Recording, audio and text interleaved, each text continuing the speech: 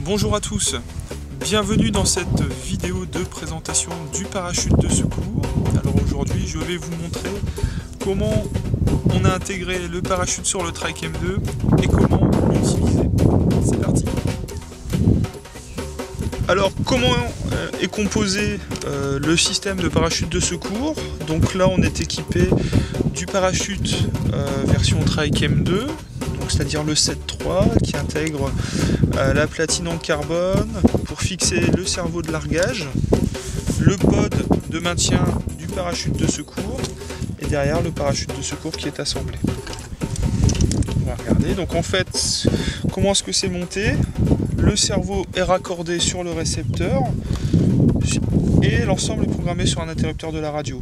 Je relâche mon interrupteur, le parachute est largué automatiquement. C'est assez facile à utiliser. Je reconditionne mon parachute de secours, donc en suivant bien la méthode de pliage indiquée dans le manuel. Je reprends l'extrémité du pod. Je retourne le chariot. Je remets mon cerveau dans sa position de verrouillage. Et voilà, l'ensemble est réarmé et prêt à être utilisé. Et bien c'est parti maintenant. Et c'est en vol.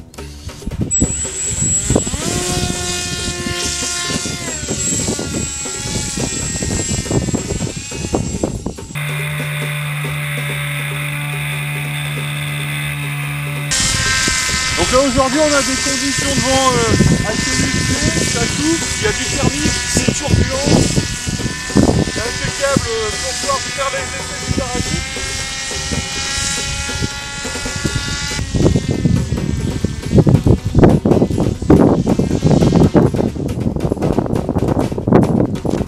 Et voilà.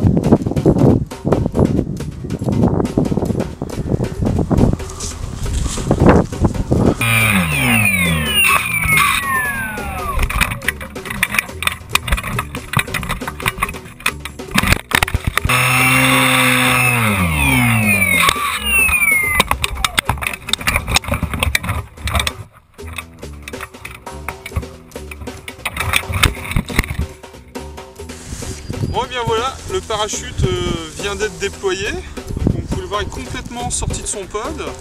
Bon, l'avantage sur notre parachute, c'est que le pod est cousu à son extrémité. Donc vous n'avez pas besoin de courir après quand il est largué, vous ne risquez pas de le perdre.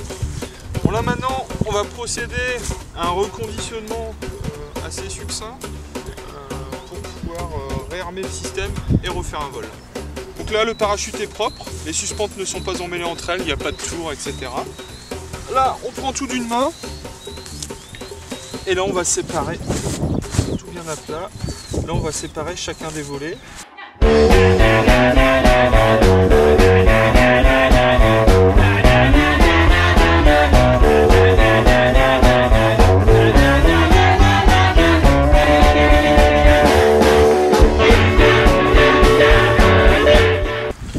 Ensuite, je maintiens les suspentes avec un genou.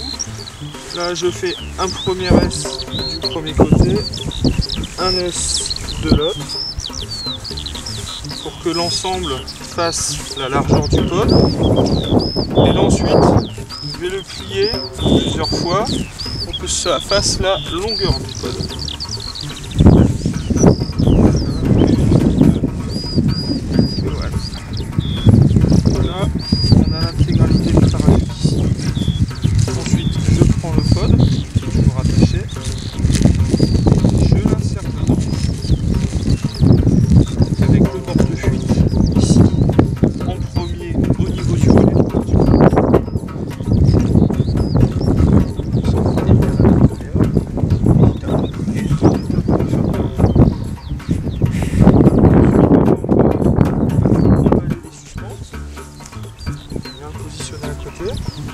Et là on va effectuer des S.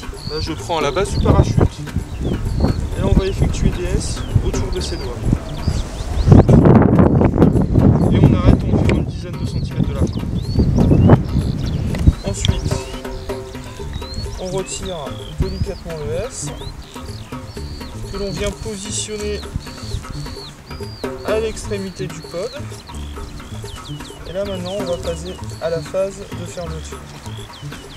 Je viens prendre d'abord le volet opposé, et ensuite le volet de fermeture générale tout en faisant attention que les suspentes ne ressortent pas.